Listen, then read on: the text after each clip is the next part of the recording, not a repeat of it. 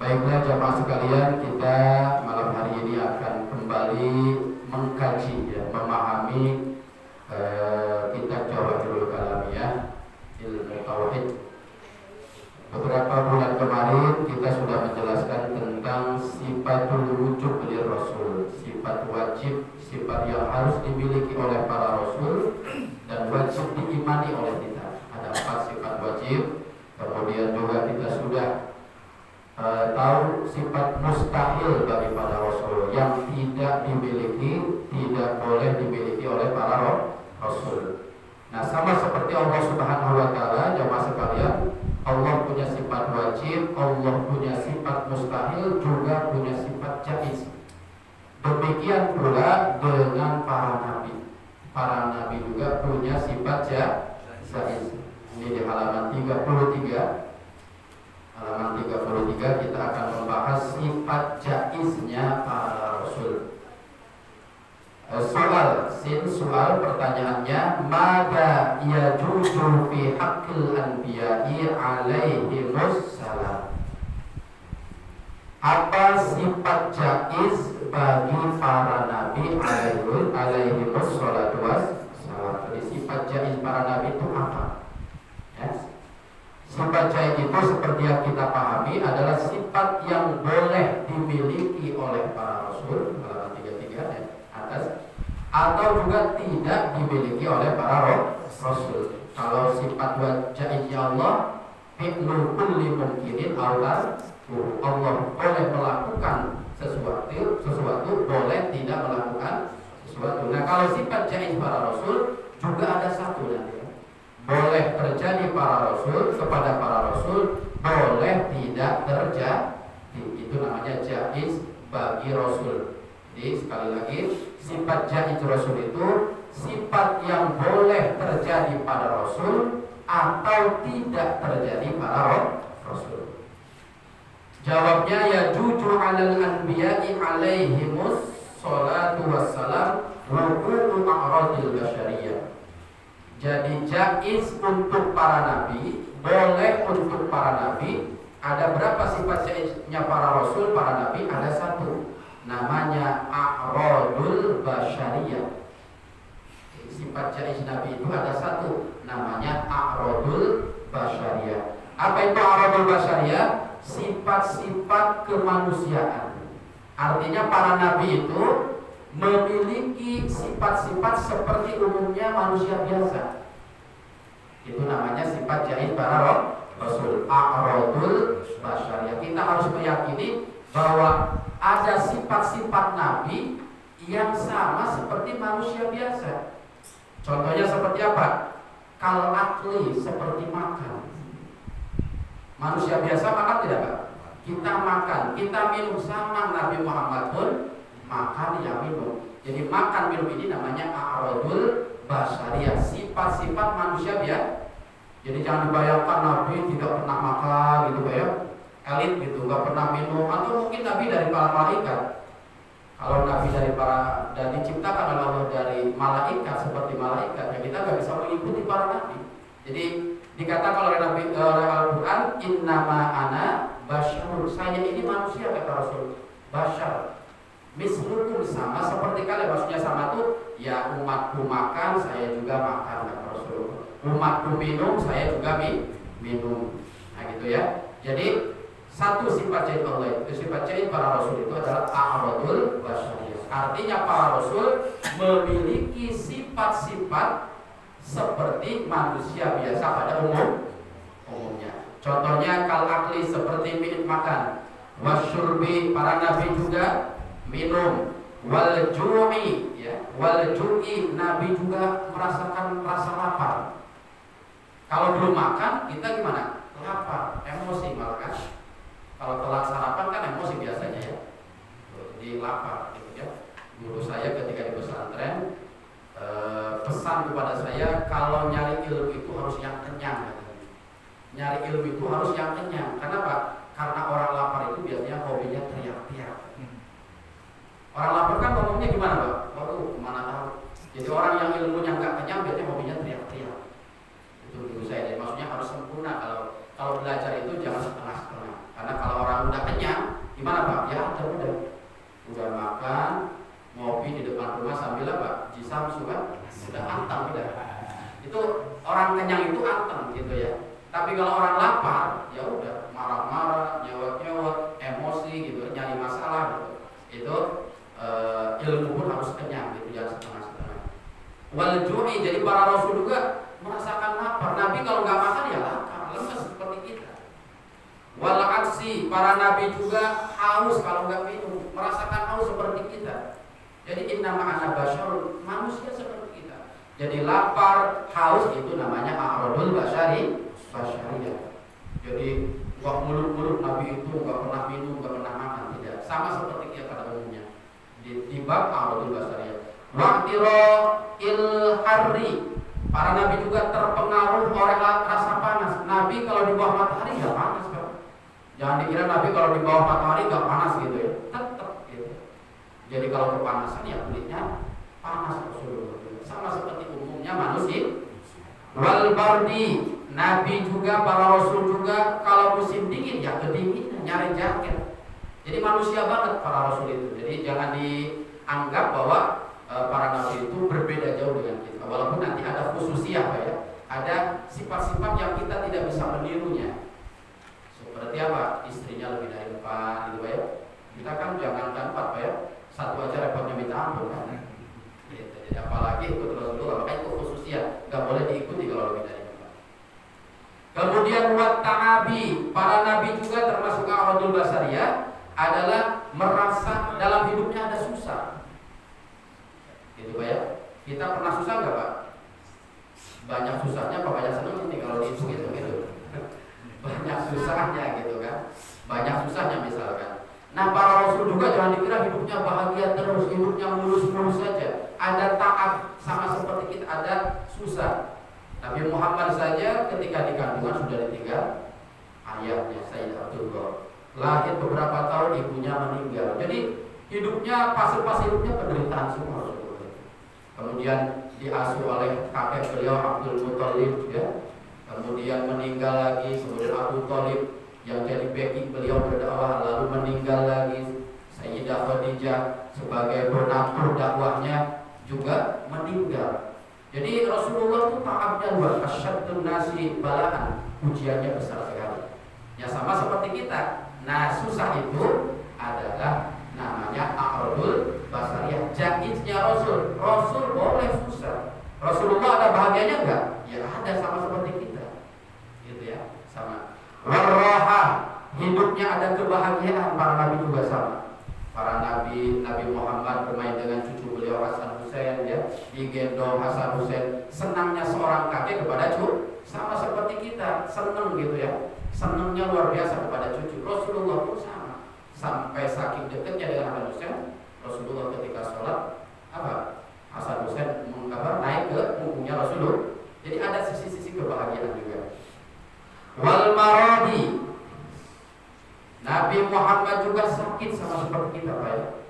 Sakit seperti kita, walaupun sakitnya tidak banyak. Kata ahli tarikh, kata ahli sejarah, sepanjang hidupnya baginda Rasulullah cuma sakit 2 kali. Cuma 2 kali, karena beliau ini paling sehat pola hidupnya Pak ya. Pola hidupnya, jadi nggak mager, nggak di rumah terus gerak. Makannya juga Rasulullah Pak tidak kenyang, tidak makan kecuali lapar dulu. Itu yang bagus itu, katanya kata para dokter juga, makan itu yang baik ketika lapar gitu ya. Kita udah kenyang, kalau ada yang nawarin sate, hilang semua itu. Haji mumpung gitu ya. Ya kapan lagi gitu kan, ada yang gratisin di rumah jarang nemu, mumpung gratis. Jadi udah di leher juga nasi ya masuk aja terus. Nah gitu ya, kapan lagi bahasanya. Nabi Muhammad itu tidak makan kecuali qabdal ju', kata hadisnya, sebelum beliau lapar. Ketika makan pun berhenti sebelum kenyang. Nah, ini pola kepada dokter coba disampaikan ke dokter, benar nggak itu pola sehat makan yang benar itu seperti itu? Makan sebelum kenyang, berhenti sebelum makan sebelum lapar, berhenti sebelum kenyang. Jadi lagi enak-enaknya 20 tusuk nih, udah kenyang ya udah berhenti, jangan mentang-mentang ada 20 yang minimal ya dibungkus lah gitu ya. Nah ini itu pola hidup. Makanya Rasulullah jarang sakit, tapi sekali sakit ya itu luar biasa. 2 kali lipat sakitnya manusia ya. Jadi sakit 1 kali, kemudian meninggal dunia pas meninggal sakit panas. Maradul umat namanya, sakit panas. Sama seperti itu. Wasihat, Nabi juga sehat. Wa mislu dzalika at-tijarah. Termasuk sifat yang dimiliki oleh para nabi, sifat jaiz para nabi yang sama dengan manusia biasa adalah tijarah. Nabi juga berprofesi, punya pekerja Nabi itu. Jadi gak ada orang yang ikut sunnah Nabi pengangguran gitu kan. Jadi ikut Nabi tapi gak bekerja. Pada Rasulullah itu dari sejak kecil sudah bekerja. Jadi penggembala kambing ya, di usia berapa tahun sudah ikut dagang ya. Kemudian beliau ini sebagai nabi ya, sebagai pebisnis juga. Jadi tijarah, dagang. Wal ihtiraf, dan punya profesi. Semua para nabi dari mulai Nabi Adam tidak ada nabi satupun yang anggur ya. Jadi nggak ada nabi yang di musola terus gitu ya, yang di rumah terus. Ada saatnya Pak, kalau sudah bekerja dia keluar rumah gitu, yang seimbang gitu, yang ke akhirat terus, dunianya nggak diurus, atau dunia akhiratnya tuh lupa gitu ya. Jadi nabi ini seimbang hidupnya. Irfa, Nabi Adam petani gitu ya, Nabi Idris penjahit ya. Nabi Idris itu tukang jahit, Nabi Idris tukang jahit. Kemudian Nabi itu juga pembuat kapal ya, Nabi Ibrahim penjual pakaian, Nabi siapa lagi, Nabi Daud juga sama, Nabi Muhammad pedagang. Para sahabat Nabi pun tidak ada yang nganggur ya, para ulama nggak ada yang nganggur ya. Ada ulama Imam Abu Hanifah juga sama. Imam Abu Hanifah juga ketika pagi beliau meninggalkan santrinya, pergi ke pasar, jualan dulu di pasar, setelah jualan pulang ke rumah ngaji. Jadi tidak ada contoh dalam agama apa nganggur itu. Makanya Umar bin Khattab itu paling bencinya luar biasa kalau ada orang Islam dari pagi sampai pagi di masjid terus, paling gak suka. Kenapa? Karena orientasinya selalu akhirat terus, sementara punya keluarga misalnya, sementara punya ibu yang harus di Jadi ada saatnya di masjid, ada saatnya di pasar gitu ya. Jadi 2 tempat ini seimbang gitu ya. Makanya kalau ada orang yang di masjid wirid terus, oleh Umar bin Khattab disuruh pulang, saatnya nyari nafkah ya cari nafkah.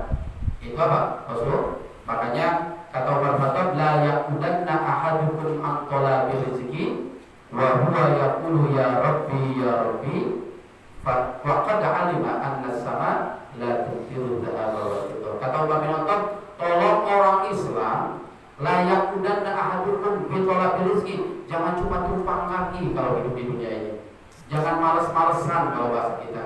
Jangan cuma mengandalkan mengangkat 2 tangan, ya roja, Allahumma rzuqni, Allah beri rizki. Padahal kata Umar bin Khattab, wa qad alima anna sama la tumtiru dhahab wal fiddah. Padahal uang 100.000 itu gak bakal nembus dari langit Pak ya. Ada gak orang Allah jatuh 2 kepok itu dari langit? Gak, harus ke pasar dulu, harus ikhtiar dulu. Nah itu ya, jadi harus seimbang. Nah para nabi juga bekerja seperti umumnya manusia biasa. Tapi apa? Nah ini bekerja kemudian dan lain sebagainya. Tapi ada bedanya nanti Pak ya. Kita makan, Rasul makan. Kita sakit, Rasul sakit. Apa bedanya sakitnya Rasul, sakitnya kita manusia biasa? Apa bedanya dagangnya Rasul dengan dagangnya kita manusia biasa? Dijelaskan di sini, sifat manusia yang menempel pada Rasul itu allati la tu'addi. Halaman 33, allati la tu'addi ila nafsin fi maratibihimul aliyah, fi maratibihim aliyah. Jadi sifat-sifat manusia yang dimiliki oleh para nabi ini tidak menjatuhkan derajat para nabi yang tinggi. Jadi sifat-sifat manusia itu tidak menjatuhkan derajat para rasul yang sudah tinggi. Nabi Muhammad mulia, Nabi Adam mulia, dengan sebab memiliki sifat seperti kita tidak semakin rendah derajatnya. Gitu ya. Contohnya yang bikin rendah bagaimana? Ada misalkan nabi makannya dari rezeki yang halal. Kalau cuma makan saja nabi ya tetap nabi, enggak nabi makan jadi derajatnya jatuh, enggak. Tapi kalau nabi makan dari rezeki halal, jatuh tidak? Nah, para nabi itu memiliki sifat-sifat zaiz atau sifat-sifat kemanusiaan ini. Sifat-sifat ini tidak menjatuhkan derajatnya nabi yang sudah tinggi, sudah mulia. Jadi nabi makannya tidak yang haram, gitu ya.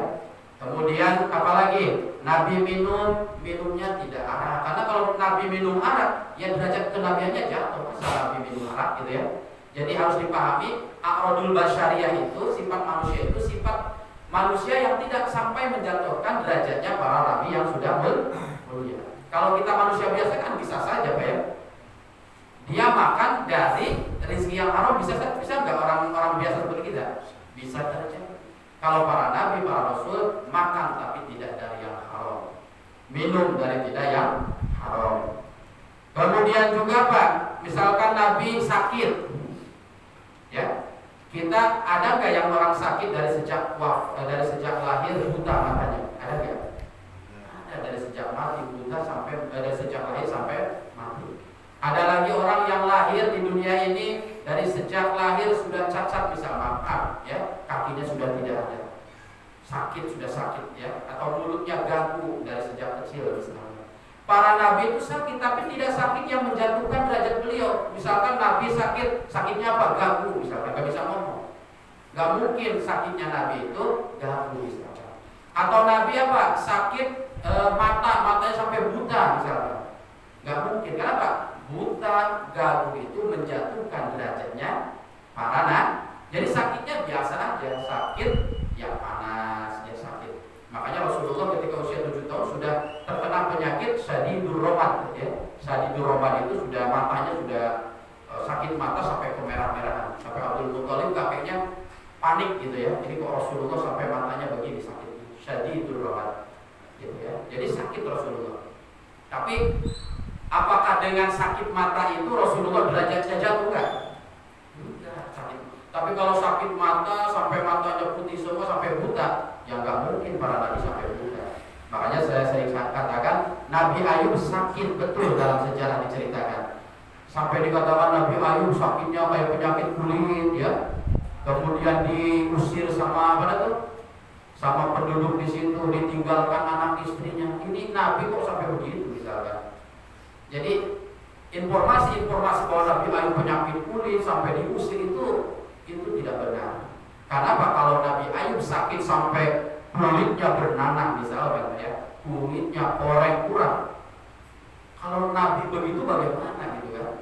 Nah ini bertentangan dengan sifat jahil para Rasul a'radul basyari. Jadi sakitnya Nabi Ayub ya sakit memang kulit, tapi tidak seperti penyakit kulit yang sampai yang sampai borong-borong misalkan, sampai orang jijik melihat Nabi Ayub.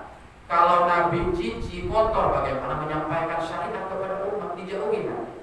Gitu ya. Jadi bedanya a'radul basyariyah, sifat kemanusiaan para nabi dengan kita. Para nabi itu a'radul basyariyahnya tidak menjatuhkan derajat kemuliaan para nabi. Sakit tapi sakitnya sakit yang tidak membuat nabi terhina.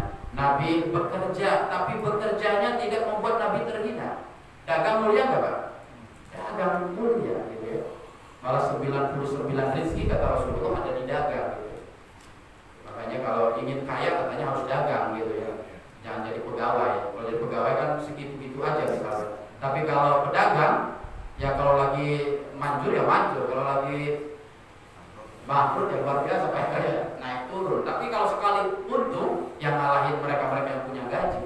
Nah itu ya, karena 99 rezeki itu ada di tijarah kata Rasul, ada di dagang. Satunya ada di irfa. Irfa itu profesi apa saja, mencangkul, kemudian penjahit dan lain sebagainya. Jadi berkahnya orang dagang. Ini jadi itulah a'radul basyariyah. Bisa dipahami nggak Pak ya? Jadi a'radul basyariyah itu sifat-sifat manusia. Artinya Rasulullah itu sama seperti kita punya sifat-sifat manusia. Lalu ada muncul pertanyaan, kalau Rasulullah ini sama seperti kita, ya, punya a'radul basyariyah, kenapa Rasulullah ummi katanya ya? Jadi sering dipertanyakan. Ada sholawat Allahumma sholli ala sayyidina Muhammadin nabiyil ummiyyi.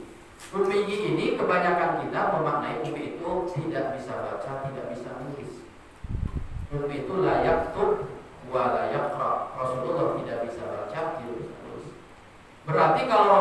nggak bisa baca, nggak bisa nulis, menjatuhkan derajat Rasul tidak?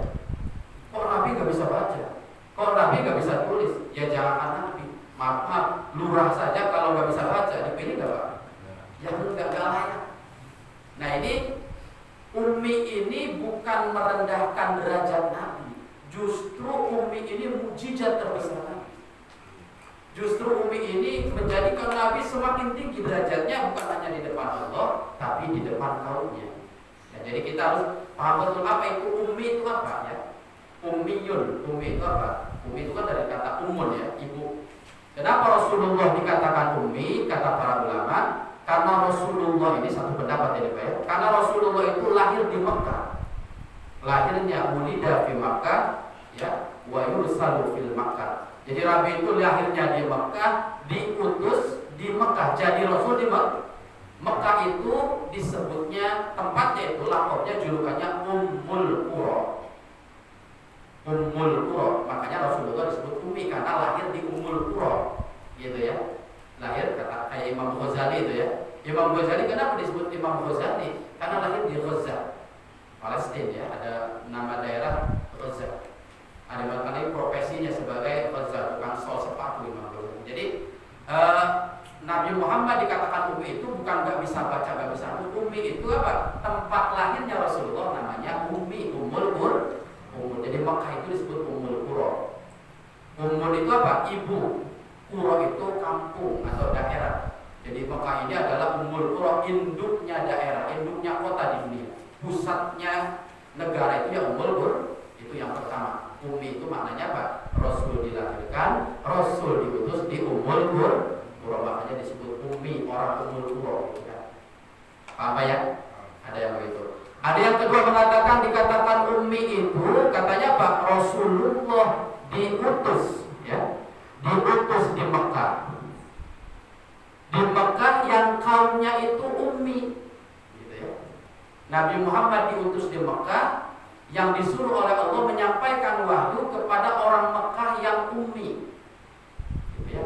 Ummi itu apa? Ummi itu tidak punya kitab suci. Jadi orang-orang Quraisy itu gak punya kitab suci. Jadi apa? Dia ikut kepada Nabi Ibrahim alaihissalam. Beda dengan Yahudi dan Nasrani, ada ahlul kitab namanya. Orang punya kitab. Tapi kalau orang Mekah itu ya nggak punya kitab suci. Ya nyembah berhala, nggak punya panduan gitu ya. Makanya disebut Ummi.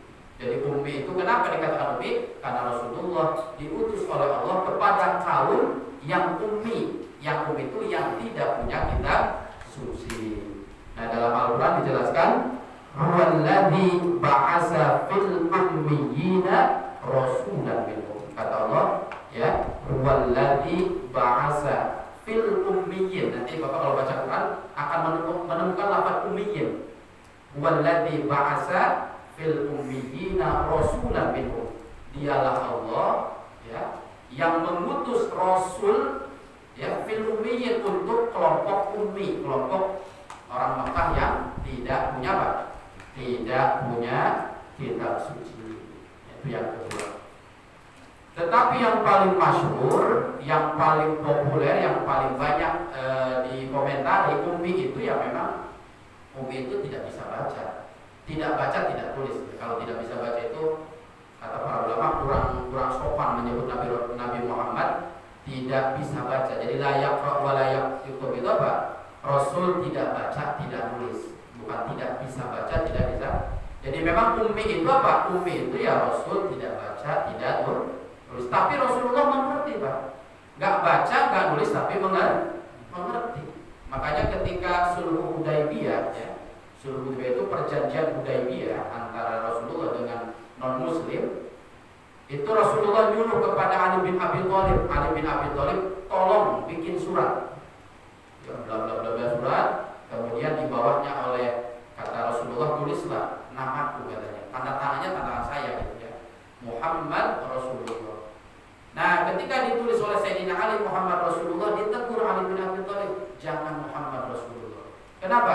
Karena mereka itu kurang suka dengan sebutan Muhammad Rasulullah, orang kafir. Kenapa? Karena mereka enggak iman kalau saya utusan Allah. Jadi jangan tulisnya Muhammad Rasulullah lagi. Berarti Rasulullah ngerti kalau Muhammad Rasulullah tulisan ngerti ya. Walaupun tidak baca tidak nulis, tapi Rasulullah Akhirnya apa? Kata Rasulullah, tulis saja Muhammad ibni Abdillah.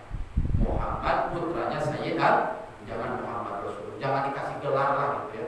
Jangan ditulis SPDI, MPD gitu ya. Gitu. Jadi, nama sendiri aja gitu ya, Muhammad ibni Abdillah.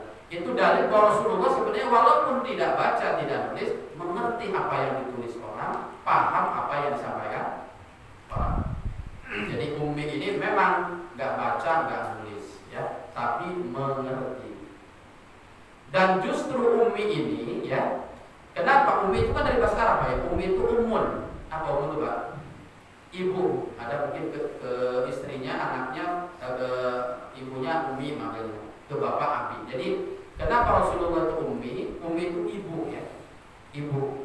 Jadi seperti anak bayi itu tidak mendapatkan informasi kecuali dari ibunya saja. Tidak banyak mendapatkan informasi dari yang lain. Jadi bayi itu setiap hari mendengarkan apa yang dikatakan oleh ibunya. Nah Rasulullah itu seperti itu. Rasulullah itu kenapa oleh Allah tidak dimampukan bisa membaca, tidak dimampukan bisa menulis, agar apa? Rasulullah yang didengar wahyu Allah terus. Paham gak Pak? Jadi kalau Rasulullah bisa baca, bisa nulis, nanti nyari sendiri ilmunya. Nggak ada wahyu turun ke Rasul. Jadi bisa mengkritik wahyu nantinya. Karena banyak bacaan, banyak tulis. Orang mengkritik itu kan banyak membaca Pak. Bapak tidak cocok sama penjelasan Ustaz, karena Bapak punya bacaan lain ya Pak ya. Betul gak Pak? Wah ini gak cocok nih Pak. Ini misalkan, akhirnya mendebat orang lain yang tidak cocok. Nabi Muhammad sengaja oleh Allah tidak membaca, kenapa? Biar ilmunya langsung ditransfer oleh Allah. Gitu ya. Seperti anak kecil ilmunya ditransfer oleh ibunya. Makanya Ummi namanya. Ummi itu apa? Rasulullah seperti anak kecil yang tidak bisa ngapa-ngapain kecuali disampaikan ilmunya oleh orang tua. Nah Rasulullah sengaja tidak diberikan kemampuan membaca menulis itu agar apa? Ilmunya blek 100% dari Allah atas bimbingan wahyu. Gitu ya. Atas bimbingan wahyu. Jadi Rasulullah ini Ummi justru mukjizat yang paling besar. Kenapa? Kok nggak bisa baca, nggak bisa nulis, tapi ilmunya luar biasa. Ini kan aneh. Kalau ada tetangga Bapak misalnya nggak sekolah, nggak belajar nulis, kira-kira hidupnya pintar apa bodoh Pak? Umumnya Pak ya, nggak belajar nulis, nggak bisa baca, nggak sekolah, misalkan nggak dididik sama orang. Bodoh apa pintar Pak? Bodoh. Tapi ada Nabi Muhammad nggak baca terus sampai pintar, mukjizat bukan namanya.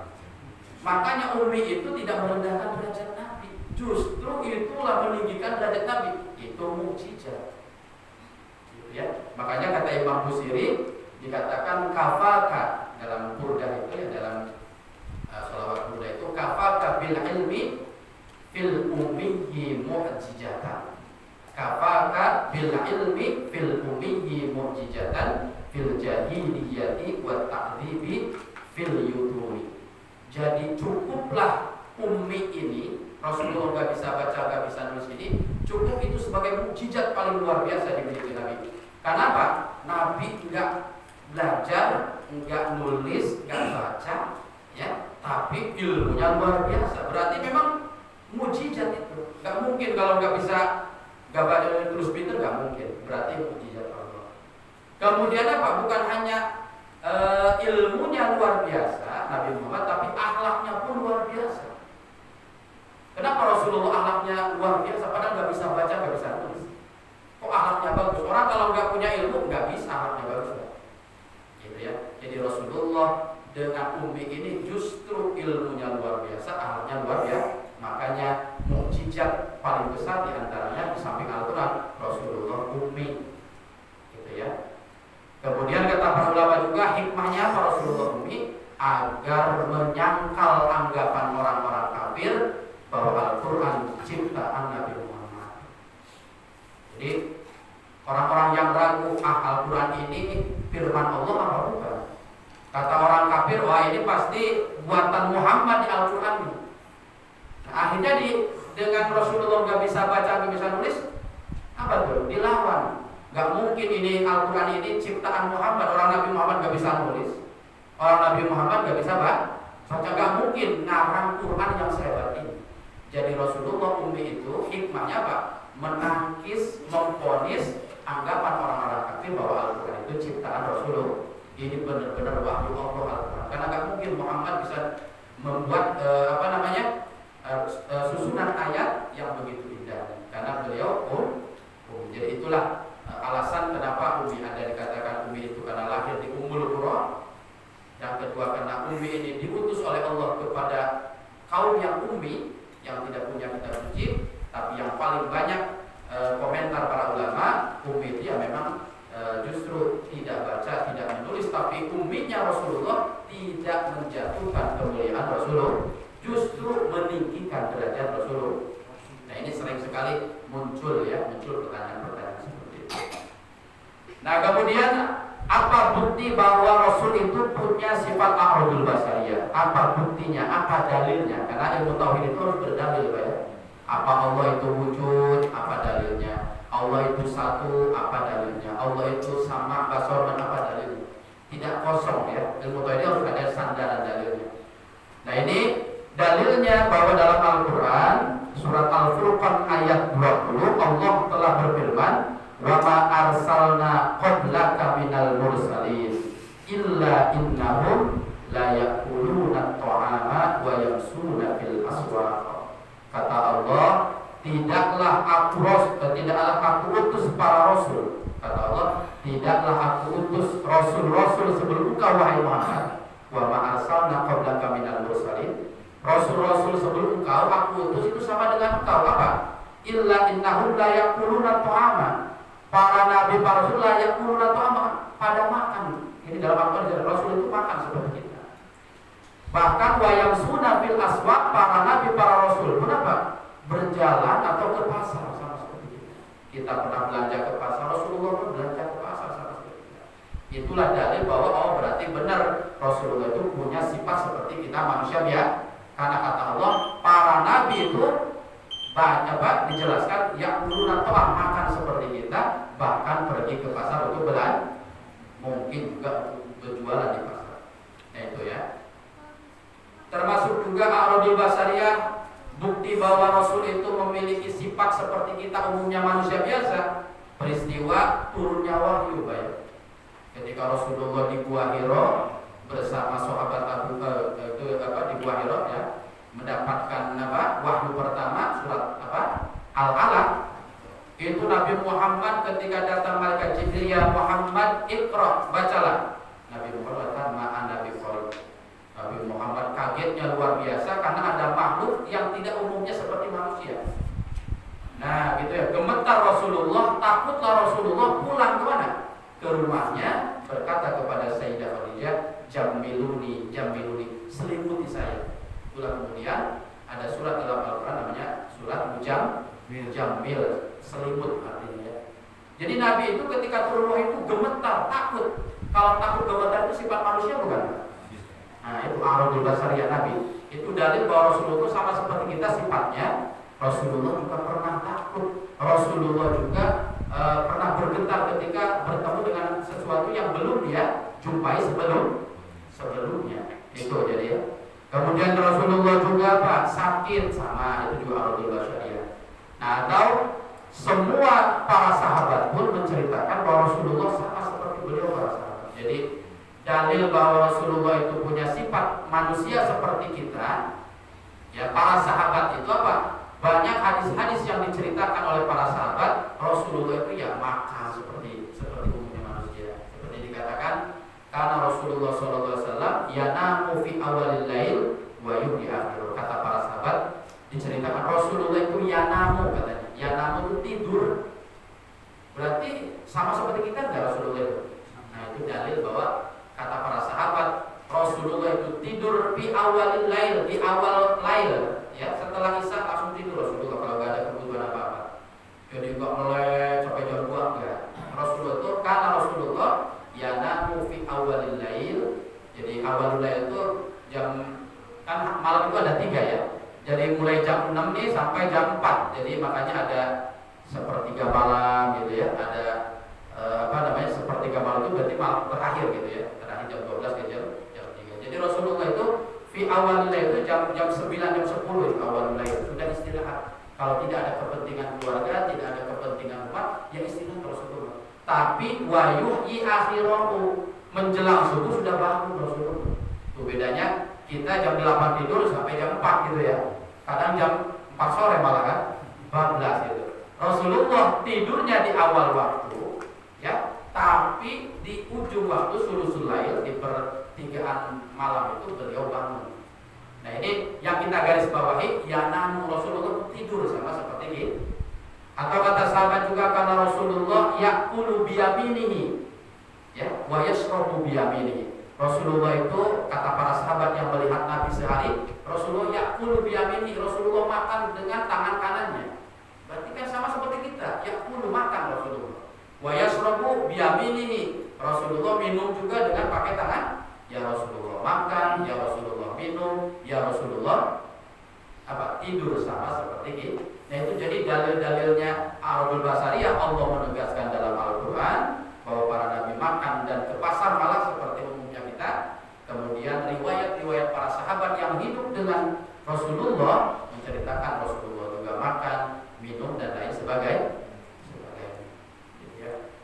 Bahkan Sayyidina Aisyah pun ya sama meriwayatkan hadis. Istri Rasulullah yang paling banyak meriwayatkan hadis di antara Sayyidah Aisyah, putrinya Abu Bakar radhiyallahu anhu. Jadi Rasulullah itu kata Sayyidah Aisyah pernah suatu hari mau puasa sunnah tapi ya, puasa sunnah. Ketika jam 8 ada tetangganya, ada sahabat yang ngirim makanan namanya hais. Ya, makanan itu namanya hais. Hais itu kalau di kita bubur dari roti. Jadi roti dibubur, kemudian ada menteganya, ada kejunya, itu namanya hais. Itu diantara makanan kesukaan Rasulullah, hais. Rasulullah puasa sunnah jam 8 ada yang ngirim bubur hangat itu, dibatalkan puasanya karena Rasulullah lagi berselera. Tapi puasa sunnah Pak ya, yang Ramadan wah ini dalilnya dari Rasulullah. Itu pasti lagi ngantuk itu kan, pasti lagi ngantuk. Jadi Rasulullah itu apa? Ketika puasa ya, puasa sunnah dibatalkan puasa sunnahnya untuk apa? Untuk makan hais. Kata sahabat, kata Sayyidah Aisyah. Ini apa? Ini menjelaskan bahwa Rasulullah makan berarti kan? Makan.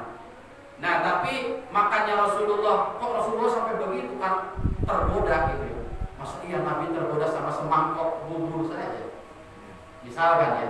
Nah Nabi itu sengaja oleh Allah dibatalkan puasa, hakikatnya kan oleh Allah digerakkan hatinya.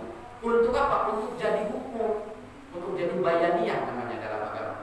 Jadi Nabi itu sebenarnya secara manusia kuat sampai apa? Sampai maghrib puasa. Jangankan Nabi, kita aja kuat gitu kan, puasa sunnah nggak seberapa apa misalnya. Rasulullah jam 8 makan hais. Agar apa? Agar menjelaskan kepada umat kalau puasa sunnah itu boleh dibatalkan nanti gitu.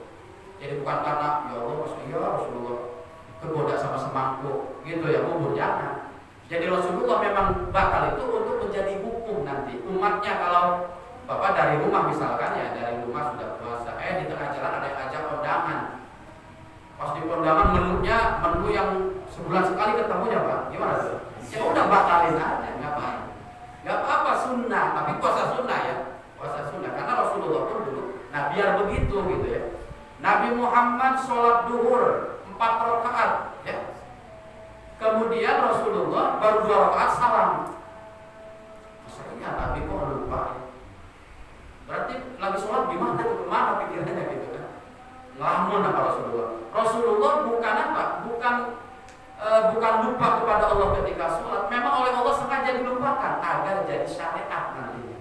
Oh kalau kita ketika sholat lupa atau salam 2 rakaat sholat duhur, nanti bagaimana? Nanti Rasulullah salam kemudian berdiri lagi 2 rakaat, jadi syariat nantinya ya. Jadi banyak kejadian-kejadian yang kita menganggapnya kok bisa iya Rasulullah seperti itu. Jadi seperti itu tuh agar menjadi bayaniyah, agar menjadi dalil hukum untuk umat-umatnya ya. Atau Rasulullah juga pernah ya, kata Sayyidah Aisyah, malam hari kemudian pagi hari jam 8 jam 9 ya, Rasulullah misalkan Sayyidah Aisyah ada makanan enggak, ada lontong sayur enggak kalau kita mungkin di sini ya, ada apa tuh nasi uduk enggak kalau misalnya, kata Sayyidah Aisyah hari ini kita tidak punya apa-apa Nabi Muhammad itu pernah dalam sepanjang hidupnya ada hari ini gak punya apa-apa gitu. Nah itu jadi kata Sayyidah Aisyah, kita gak punya apa-apa Rasulullah. Kita gak punya apa-apa. Ya udahlah kalau memang gak ada beras, gak ada, kalau bahasa kita gak ada beras, gak ada gandum, ya udahlah saya puasa saja. Jam 8 siang puasa sunnah boleh niatnya. Kalau puasa sunnah. Jadi kalau kita dari tempat kerjaan istri masih tidur pulang jam 8 ya, misalkan sih malam gitu ya, istri masih tidur belum ada nasi, ya sudah puasa saja. Boleh niatnya jam 8 siang asal puasa sun. Kalau puasa wajib kan harus mabit, harus di malam dan malam hari. Itu juga kenapa demikian, agar menjadi hukum untuk umat-umat nah itu ya. Jadi A'udul Basariyah itu seperti itu. Nah kemudian mal hikmatu fi luhukil amrad wal alami bil anbiya. Apa hikmahnya para nabi memiliki sifat jahid? Apa tujuannya kok nabi sama seperti kita? Kok nabi juga sakit? Kok nabi juga menderita hidupnya? Kenapa?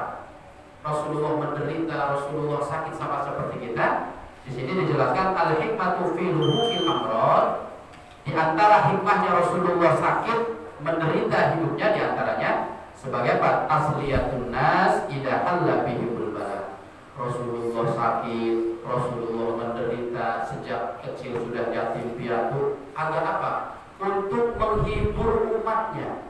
Tasliyatun nas. Menghibur bagaimana maksudnya? Kita kalau lagi diuji oleh Allah, kata para ulama, sakit misalnya, ya sakitnya parah, kita akan mengingat sejarahnya Nabi Ayub alaihissalam. Nabi Ayub itu kekasih Allah, ya, nabinya Allah, rasulnya Allah, diuji sakit gak tanggung-tanggung 18 tahun. Kita baru bilang 2 hari aja udah gerak-gerik terus, ya Allah, saya ini kan ahli ibadah, ya Allah, saya ini kan majelis taklim gak pernah lewat. Kok saya sakit sementara mereka sehat terus misalnya. Nabi Ayub itu 18 tahun Pak ya. 18 pun sakitnya nggak tanggung-tanggung. 18 tahun. Jadi ketika kita mengingat para nabi juga sakit ya, yang begitu solehnya, kita menjadi tak apalagi saya gitu. Nabi Muhammad alamnya baik tidak Pak? Baik tidak? Ada nggak sifat buruk Nabi Muhammad? Ada nggak Pak? Tidak ada. Sedikit saja sifat buruk dari Rasulullah nggak ada. Nabi Muhammad ahli ibadah tidak Pak? Males nggak Rasulullah ibadah? Tapi Rasulullah dibenci nggak sama umatnya? Sama orang Quraisy ada nggak yang membenci Rasulullah? Ada nggak yang melempari Rasulullah? Tuh gitu ya. Kita akhlaknya gimana kita? Banyak baiknya apa banyak buruknya? Banyak buruknya. Ibadahnya males-malesan. Dibenci orang, ya wajar gitu ya. Jadi kalau kita dibenci orang, dikhianati orang, dimusuhi orang, tenang kita. Kalau orang Nabi saja yang begitu solehnya, yang begitu baiknya akhlaknya, dibenci orang. Apalagi saya yang akhlaknya pas-pasan, ibadahnya juga males-malesan. Nah, ketika kita tahu sifat jahidnya para Rasul, Rasul juga menderita, Rasul juga sakit, hati kita tenang ketika diuji oleh Allah. Tasliyatun nas idza halla bihimul bala. Gitu ya.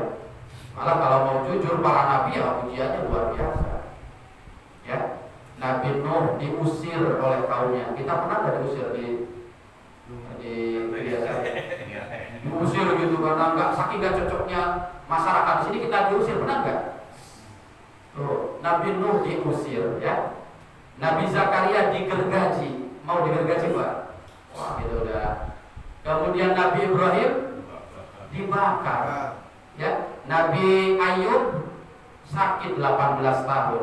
Kemudian Nabi Yunus dimakan hiu. Apalagi juga. Kemudian banyak sekali Nabi Ayub, Nabi Ibrahim, semuanya. Nabi Isa juga dituduh yang gak punya ayah. Siapa ayahnya Nabi Isa alaihissalam? Termasuk Nabi Muhammad diboikot, dilempari batu, di sholat dilempari kotoran unta. Pernah Bapak lagi sholat dilempari kotoran unta? Kotorannya juga ada Pak ya. Atau lagi sholat misalkan dibanjur sama air itu apa? Air 1 ember, gak pernah gitu. Jadi ujian kita yang merasa ya Allah, saya ini diuji terus belum seberapa. para nabi, para kekasih Allah, justru ujiannya lebih besar daripada kita. Jadi ketika kita sakit, langsung ingat Nabi Ayub, bandingkan Nabi Ayub 18 tahun. Ya.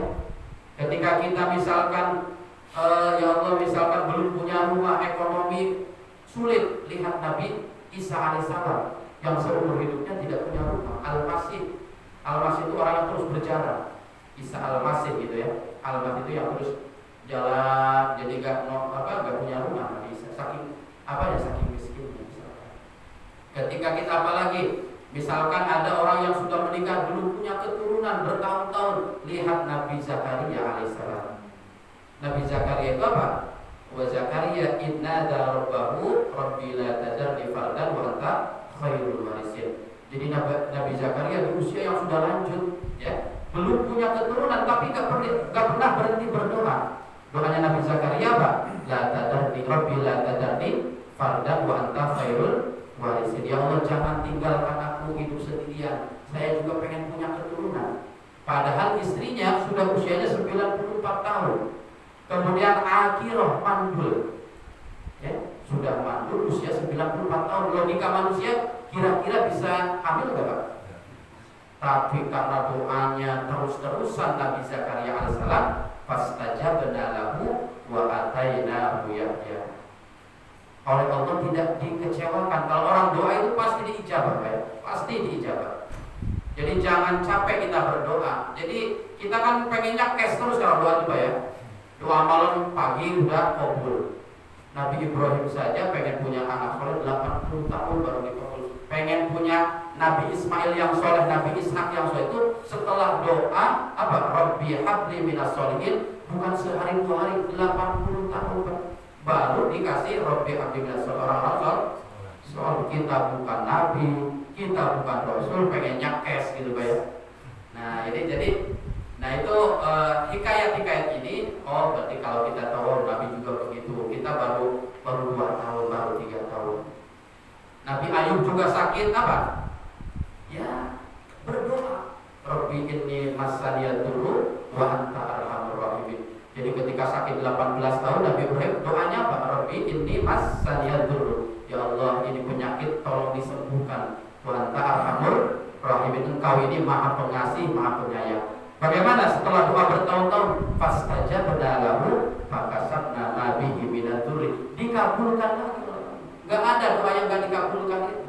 Jangankan kita manusia, jangankan para nabi, iblis saja dikabulkan doanya.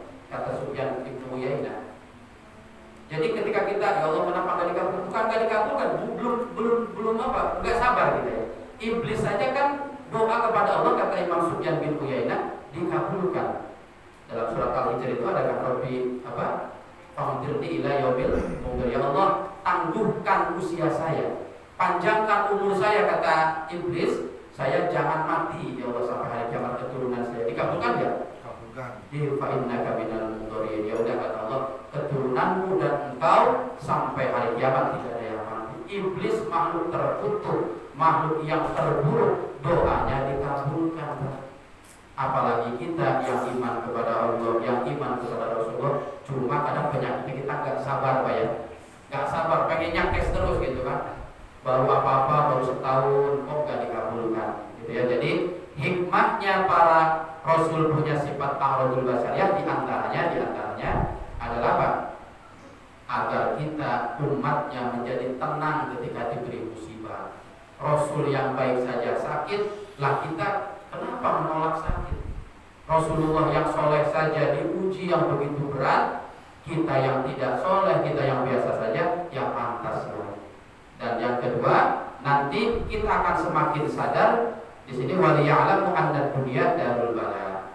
Jadi kita nanti setelah para nabi diuji, para rasul diuji, berarti dunia ini tempat ujian. Gitu akhirnya kesimpulannya begitu. Dunia ini tempat ujian. Jadi Bapak jangan berharap ya di dunia akan enak terus, gak ada. Sampai kapan ujian itu? Dia sampai mati. Hatta yatrukahu, kata Rasulullah. Fama yabrahul bala bil abdi hatta yatrukahu. Tidak akan berhenti ujian itu sampai kita meninggalkan dunia. Jadi saya kurang sepakat kalau ada yang mengatakan misalkan begini, bahasanya bahwa ketika setelah ujian itu selesai, ya sudah. Jadi bapak sekarang ujiannya di anak, anaknya beres ya istri nanti kan, istri beres tetangga, terus hidup itu terus begitu sampai mati kita kan diuji. Jadi ujian itu akan terus datang kepada kita. Nah, insya Allah ketika kita tahu bagaimana sifat-sifat para rasul di masa lalu, kita akan tenang, kita akan meyakini bahwa dunia ini memang tempat ujian, bukan tempat enak-enakan itu, tempat capek darul amal namanya, bukan tempat balasan kita ya. Jadi kalau orang ahli ibadah pengen enak gak bisa Pak. Dunia ini bukan tempat enak-enakan, tempat bekerja, tempat beramal. Nanti kalau sudah wafat baru kita menuai hasil. Nah itu barangkali yang bisa saya sampaikan. Jadi kesimpulannya bahwa para nabi, para rasul punya sifat jaiz, artinya boleh dimiliki para rasul, boleh tidak, yaitu namanya a'radul basyariyah. Artinya a'radul basyariyah, para nabi punya sifat-sifat seperti umumnya manusia biasa. Nabi makan, nabi minum, nabi berdagang. Tapi a'radul basyariyah ini tidak menjatuhkan derajat para rasul yang mulia. Termasuk ummi pun tidak baca, tidak bisa menulis, justru bukan menjatuhkan rasul, meninggikan derajat rasul di hadapan manusia, di hadapan Allah. Apa hikmahnya para rasul punya a'radul basyariyah? Agar kita menjadi tenang ketika diberikan musibah. Karena para rasul yang imannya luar biasa, yang ibadahnya luar biasa pun diuji melebihi ujian kita. Itu keterangan pada malam ini. Sebelum kita tutup, barangkali ada yang ditanyakan. Ustaz,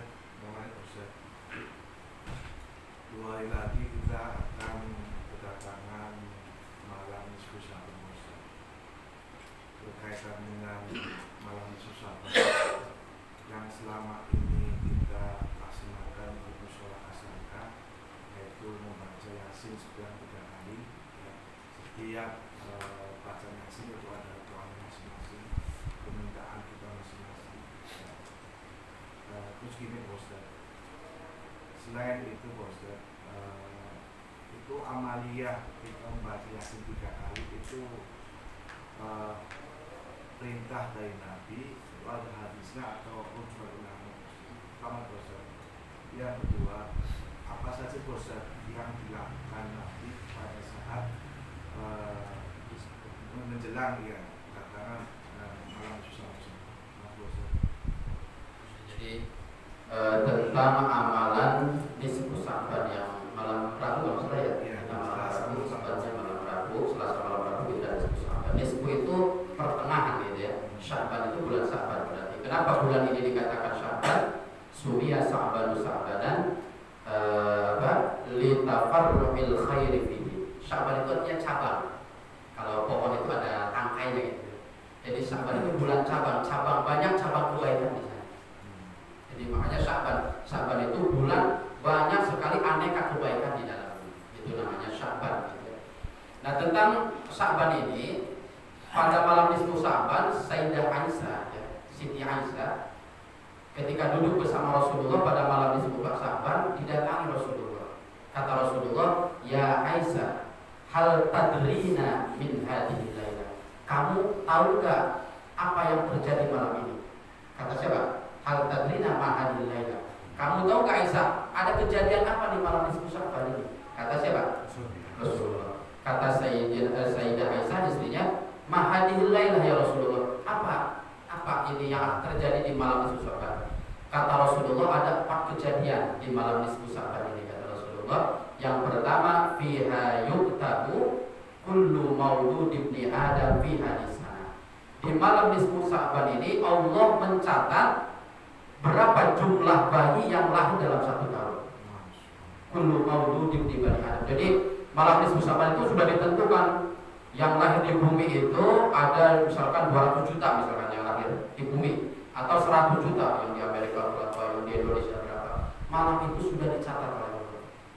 Nah ini kullu maulud ibni Adam bisa abi hadisah. Tapi bukan hanya itu saja Sayyidah Aisyah, malam hari ini juga kata Rasulullah, fiha yuktabu kullu sakiyyin. kullu saki bani Adam fi hadis sana. Kemudian malam hari ini juga dicatat oleh Allah siapa orang-orang yang celaka hidupnya selama 1 tahun. Ada berapa juta orang yang tahun ini akan celaka. Sudah dicatat pada malam nisfu Sa'ban. Itu kejadian kedua. Ketetapan Allah itu nanti malam nisfu Sa'ban. Ini orang celaka nanti di akhiratnya itu, makanya nggak bisa diam berdiri kita nisfu Sa'ban ya. Kemudian yang ketiga kata Rasulullah, wa fiha turfa'ul a'mal. Nisfu Sa'ban itu adalah hari di mana amal kita selama 1 tahun diangkat, dilaporkan kepada Allah. Selama 1 tahun dari nisfu Sa'ban dulu sampai sekarang laporan para malaikat ini amalnya orang ini dari A, B, C di turfa'ul a'mal. Makanya Rasulullah di antara amalan yang tadi Pak Eko yang ditanyakan amalan apa yang amalkan Rasulullah pada saat puasa. Puasa Rasulullah itu kalau nisfu Sa'ban itu paginya puasa. Itu kenapa? Karena kata Rasulullah ketika diangkat amal itu wa ana uhibbu saya senang ketika diangkat amal saya dalam keadaan puasa, dalam keadaan baik. Itu wa fiha turful amal wa fiha tunazzalul arzaq. Jadi di malam itu juga ditentukan jumlah rezeki manusia oleh Allah. Ya, Pak Eko rezekinya berapa, saya berapa, malam itu ditentukan semua. Ketetapan Allah itu pada malam itu. Jadi siapa yang lahir 1 tahun ditetapkan nisfu Sa'ban, siapa yang celaka ya ditetapkan nisfu Sa'ban, rezeki ditetapkan malam itu, bahkan amal kebaikan atau keburukan itu dilakukan. Nah, Rasulullah makanya mengisi nisfu Sa'ban itu dengan amal-amal baik, puasa dengan puasa amal baik. Nah, para ulama itu khawatir sekali. Para ulama ini khawatir. Ya Allah, saya ini takut sekali kalau yang ditentukan orang celaka itu diri saya. Makanya bagaimana caranya supaya kita tidak masuk kepada orang-orang yang ditetapkan celaka oleh Allah? Tidak lain tidak bukan doa kepada Allah pada malam nisfu Sa'ban, gitu ya. Doa kepada Allah. Gak ada yang bisa menolak qada. La yuraddul qada illa bidu'a kata Rasulullah. Tidak bisa menolak ketetapan Allah kecuali oleh doa. Oleh doa. Makanya salafus sholihin kalau nisfu Sa'ban itu ibadahnya melebihi bulan-bulan sebelumnya. Nah, di antaranya adalah bacaan Yasin. Kenapa harus Yasin? Karena ada kitab namanya Kaifa Takunu Ghaniyyan, Imam Abdullah bin Alwi Al-Idrus. Bukan Al-Idrus. Dalam kitab itu dijelaskan suratul Yasin 5 quri'atlah. Surat Yasin ini adalah surat yang ketika dibaca dikabulkanlah permintaan sesuai permintaan pembacanya. Surat Yasin sama dengan Fatihah. Ada satu hadis mengatakan Al-Fatihah 5 quri'atlah, tapi dalam kitab lain suratul Yasin 5 quri'atlah. Jadi Yasin itu akan mengabulkan doa pembacanya. Mau rezeki dikasih, mau akhirat dikasih, mau dunia, tergantung niat kita. Makanya bentar-bentar guru kita Al-Fatihah, Al-Fatihah gitu kan. Ada yang minta doa udah Al-Fatihah. Kenapa itu 5 quri'atlah? Tergantung niat yang minta doanya apa, Allah mengabulkan. Gak usah Allahumma gitu kan. Dengan Al-Fatihah itu mengabulkan doa yang diminta oleh orang yang datang kepada kita. Kenapa Yasin dipilih menjadi bacaan favoritnya para ulama untuk berdoa kepada Allah? Karena Yasin itu surat yang paling cepat mengabulkan doa. Nah, oleh Imam Abdullah bin Al-Haddad 3 kali kalau bagus katanya kata Imam. Apa di antara yang pertama an-niyat bitulil umri ma'at taufiqi ila taat. Niatkan yang pertama agar dapat panjang umur, bisa dapat taufik melalui ketaatan. Ya bisa. Ya minta ya Allah dengan surat Yasin ini, mintanya kepada Allah itu tentunya kan. Itu sih wasilah saja agar saya panjang umur, tapi tidak hanya panjang umur, taufik alat taat, diberikan kemampuan taat. Buat apa panjang umur gak bisa taat gitu ya. Jadi panjang umur yang bisa taat kepada Allah. Nah, yang kedua apa? Niatkan membaca surat Yasin ini kata Imam Abdullah bin Al-Haddad wasaniyah apa? Al-ismah min kullil balayat wal a'ad. Minta kepada Allah, ya Allah dijauhkan dari mara bahaya. Nah, ini versinya beda-beda Pak ya. Tergantung ulama siapa ya. Kalau Imam Abdullah bin Al-Haddad yang kedua itu niatnya apa? Ya Allah agar dijauhkan dari mara bahaya, wasi'atan fil rizki. Ya Allah mudahkan rezeki saya ya untuk ibadah lagi. Untuk ibadah. Nah, kemudian yang ketiga, niatkan baca surat Yasin kata Imam Abdullah bin Haddad adalah apa? Ginatul qalbi wa husnal khatimah. Niatkan ya ketika ya Allah dengan Yasin ini saya ingin kaya hati, bukan kaya harta. Ya kaya harta itu nggak apa-apa ya, mau nggak Pak? Mau gitu. Ya kaya harta kaya, tapi ulama akhirat itu hati yang ingin kaya. Jadi cukup merasa cukup hatinya dengan apa yang diberikan Allah. Tapi juga wa husnal minta husnul khatimah. Jadi kalau amalan dari Rasulullah itu apa? Puasa Rasulullah. Tapi para ulama karena melihat mendengarkan hadis dari Sayyidah Aisyah takut sekali yang membaca Yasin. Intinya ya amalan apa saja kebaikan.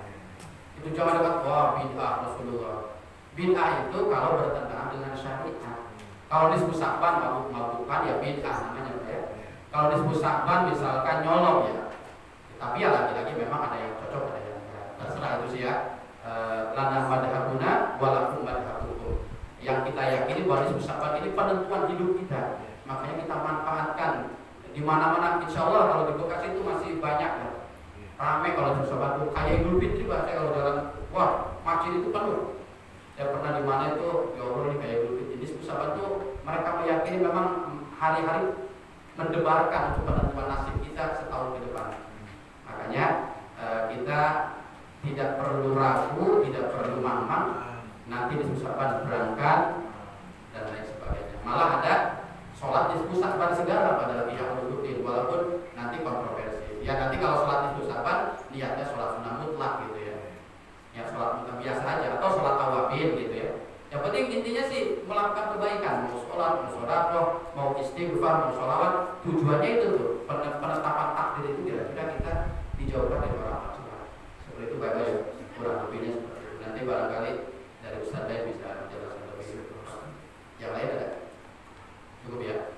Wallahul muwaffiq ila aqwamit thoriq. Wassalamualaikum warahmatullahi wabarakatuh. Waalaikumsalam warahmatullahi wabarakatuh.